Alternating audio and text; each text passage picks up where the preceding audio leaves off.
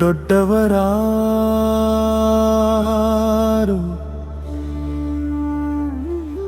ಶಿವನ ಭಕ್ತರಲ್ಲದೆ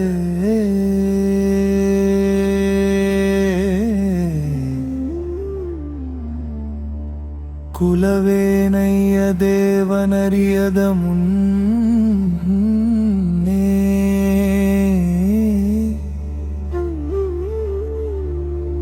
ಜಾತಿಯೇನಯ್ಯ ದೇವನರಿಯದ ಮುನ್ನೆ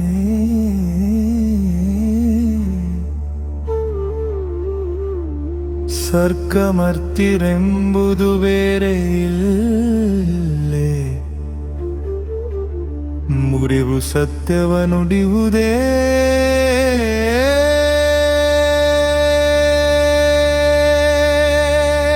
ಸ್ವರ್ಗ ಮಿಚ್ಚವ ನುಡಿಯುವುದೇ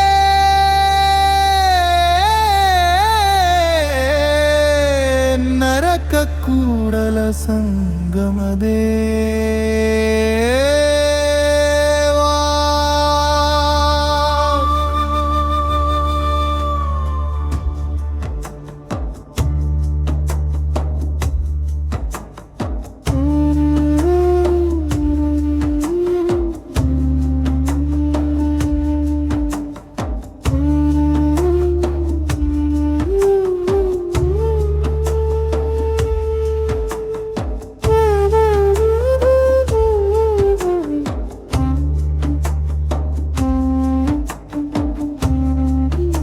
ಭಾವಾರ್ಥ: ಶಿವನ ಭಕ್ತರನ್ನು ಮೀರಿದ ದೊಡ್ಡವರು ಈ ಜಗತ್ತಿನಲ್ಲಿ ಯಾರೂ ಇಲ್ಲ.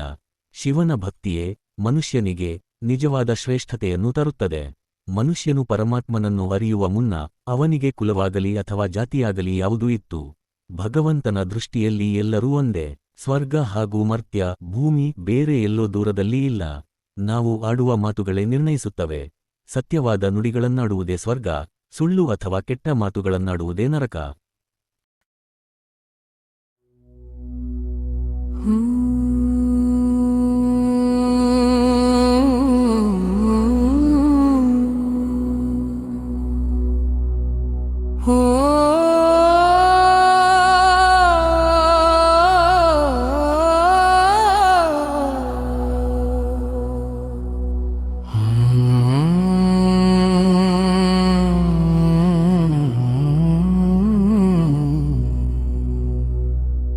ದುರ್ಯಸನಿ ದುರಾಚಾರಿ ಎಂದೆನಿಸದಿರಯ್ಯ,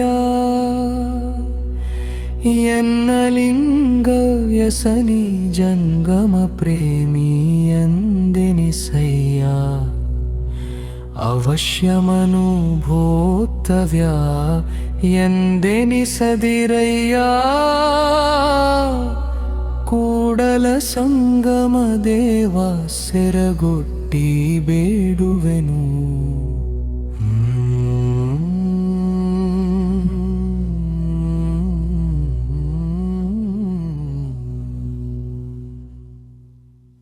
ಭಾವಾರ್ಥ: ಲೋಕದಲ್ಲಿ ಅಯೋಗ್ಯನಾದ ಕೆಟ್ಟ ಚಟಗಳುಳ್ಳ ದುರ್ವ್ಯಸನಿ ಎಂದಾಗಲಿ ಅಥವಾ ದುರಾಚಾರಿ ಎಂದಾಗಲಿ ಎನ್ನನ್ನು ಯಾರೂ ಕರೆಯದಂತೆ ಕಾಪಾಡು. ನನಗೆ ಶಿವಲಿಂಗದ ಮೇಲಿನ ಭಕ್ತಿ ಮತ್ತು ಜಂಗಮರ ಮೇಲಿನ ಪ್ರೀತಿ ಅತಿ ಹೆಚ್ಚಾಗಲಿ. ಲೋಕವು ನನ್ನನ್ನು ಲಿಂಗವ್ಯಸನಿ ಹಾಗೂ ಜಂಗಮಪ್ರೇಮಿ ಎಂದು ಕರೆಯುವಂತೆ ಮಾಡು. ಕರ್ಮದ ಫಲವನ್ನು ಅಥವಾ ವಿಷಯ ಭೋಗಗಳನ್ನು ತಪ್ಪದೇ ಅನುಭವಿಸಲೇಬೇಕು ಎನ್ನುವ ಅವಶ್ಯಮನುಭೋಕ್ತವ್ಯ ಎಂಬ ಲೌಕಿಕ ಬಂಧನಕ್ಕೆ ಸಿಲುಕದಂತೆ ನನ್ನನ್ನು ಅನುಗ್ರಹಿಸು. ಹೇ ಕೂಡಲ ಸಂಗಮದೇವ, ನಿನ್ನಲ್ಲಿ ಸೆರೆಗೊಡ್ಡಿ ಅತ್ಯಂತ ದೀನನಾಗಿ ಈ ಭಕ್ತಿಯನ್ನು ನನಗೆ ಕರುಣಿಸು ಎಂದು ಬೇಡಿಕೊಳ್ಳುತ್ತೇನೆ. Thanks for watching. Please like, share and subscribe ಇಂಡಿಯನೋಡ್.